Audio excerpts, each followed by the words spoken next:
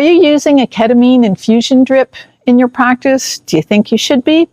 I'm Dr. Anne Sylvestre with Focus and Flourish. In this video, I'm chatting with Dr. Nancy Brock, a board-certified anesthesiologist. Dr. Brock discusses the benefits of this very simple pain management technique. Watch the video till the end. She gives you all the tips that you need to start using a ketamine drip and in a cost-effective way in your practice. Enjoy the video. A ketamine infusion is what I would consider the low-hanging fruit for peri-operative pain control. Okay. Low-hanging fruit because everybody has ketamine in their practice. It's a powerful analgesic. There are very few contraindications to its use, and it dramatically changes what we witness in terms of our patients' experience of pain once they're awake. And the power is in starting the ketamine before you start to perform something painful. Like a skin incision. Yeah. As soon as before the scalpel blade hits the skin, you've got your ketamine on board, and it's a background, which is why it's so easy to use because basically I would suggest that there would be very few patients where you wouldn't use it. And if you just tomorrow started ketamine infusions on all your surgical patients, that would be a really good thing. Wow.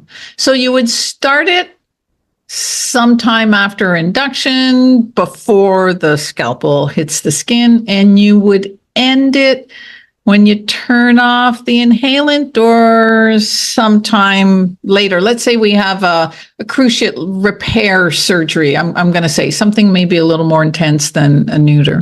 Yeah. There are a few ways of doing it.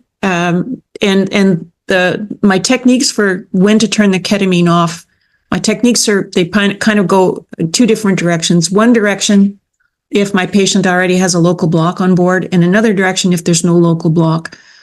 And basically the decision on whether to I typically turn the ketamine off about 20 to 30 minutes before the end of the procedure.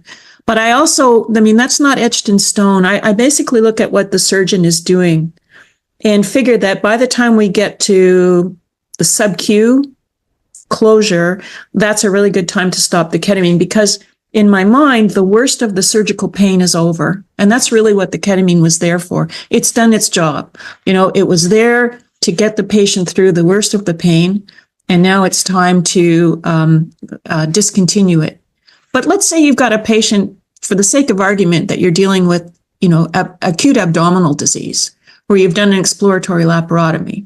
And you're concerned about your patient being in pain and recovery. There's nothing that says that you have to stop the ketamine. You can keep it going until your patient is extubated, and then just evaluate how your patient is doing comfort-wise, and step down every 4 hours or so. Cut your rate in half and just see how your patient's doing.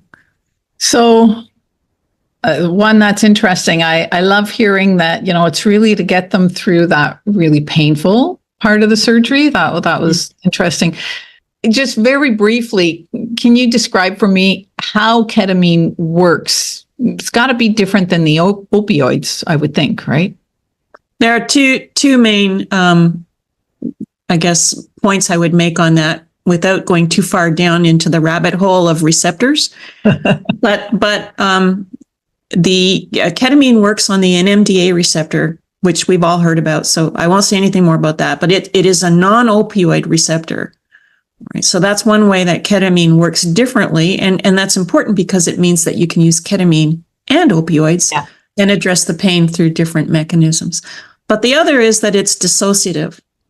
So it separates out what the brain experiences relative to what the input is that's coming through the spinal nerves. So basically, the pain messages don't make their way all the way up to the brain. Got it. Okay, well, that's simple. Yeah.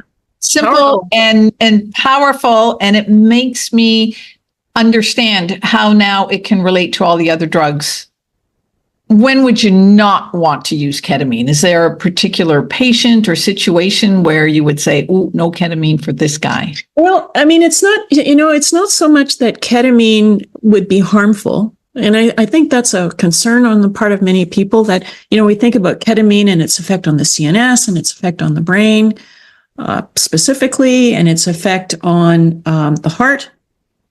But the reason why there are very few contraindications to its use is because of the dose. The dose is extremely small. And so the effects that people think about when they think about ketamine contraindications have to do with huge doses of ketamine. We're not talking about that. We're talking about microdoses of ketamine, which means that there are very few patients that you're going to get into trouble with if you would start a ketamine infusion. But there is the possibility that the ketamine might not be necessary. And so a dentistry is a good example. If I'm working with a dental patient and we've put blocks in the oral cavity to numb the surgical site, then I wait to see how well my blocks are working and how responsive my patient is to the manipulation in the mouth. But my first layer of pain control is the local analgesia, and my second layer of pain control is ketamine. Got it. If I need it. So you put the ketamine in your IV fluids that the patient has, and so the surgeon nicks a major artery. These things happen, and now you're going to run those fluids in at a high rate. Is there a problem? Should you be changing your fluid bag? The fact that you have, I know they're microdoses, but now we're going to increase the fluid rate. Yeah, you've gone from microdoses to not microdoses. And that's a really good point, because we want to be safe in the way we kind of do things. I'm a huge advocate of keeping the ketamine containing solution separate from my surgical fluids for that very reason. And I label, I'm just so afraid of doing the wrong thing that I color code my IV lines, so that if there's somewhere where I go, if I want to turn my fluids up, right there, it'll say ketamine. And I know that's not the fluid bolus that I want. I want this other one over here that doesn't have ketamine in it. So it could be a separate line, a small bag of fluids with ketamine added and delivered through an infusion pump. A lot of my clients have switched over to syringe pumps, but they always have the ketamine containing fluid and the non-ketamine containing fluid. Got it. So if you're putting your ketamine in an IV bag, because you're still using that sort of system, would you just have an IV bag with ketamine that maybe you use on this patient and you would use it on that patient? Yeah, you use separate extension sets from patient to patient, so you're not worried about contamination. And to the point where I think it's probably not a bad idea to think about Monday morning setting up the ketamine fluids and using them through the week or through the day. Yeah. Because going back to what we were just talking about, there are very few patients that aren't going to benefit from a ketamine background analgesic infusion. And let's say, for the sake of argument, that you want to just keep things simple. So you're not going to worry about whether there's a local block on board. You're just going to use it for everybody. No harm done. Like that. Wow, you've really cleared up a lot of things for me regarding ketamine infusions. And now, rather than looking at that and going, ooh, I don't know, I can go, wow, that's a good thing. I'm so glad that's on my patient. Thank you. And simple. That's why I say low-hanging fruit. And not expensive. If I recall, ketamine compared to other drugs is then, plus it's such a small dose. So it's not an expensive way to do things. No, I mean, you've got another IV set up, or you've got, the investment in a syringe pump. Those need to be considered. Yeah. But it's very easy for practitioners, I think, to initiate the use of ketamine and then to convince themselves that this addition of ketamine to what they're already doing has been a positive change. I like that. Well, just speaking with you today, I would think, it's worthwhile taking those few minutes to learn how to calculate a dose, how to set up the fluid, and how to calculate the infusion rate for a particular patient, because once you've got that, again, you've got something good on hand. Wow. Can become cookie cutter. Yeah, I like that. Routine, right?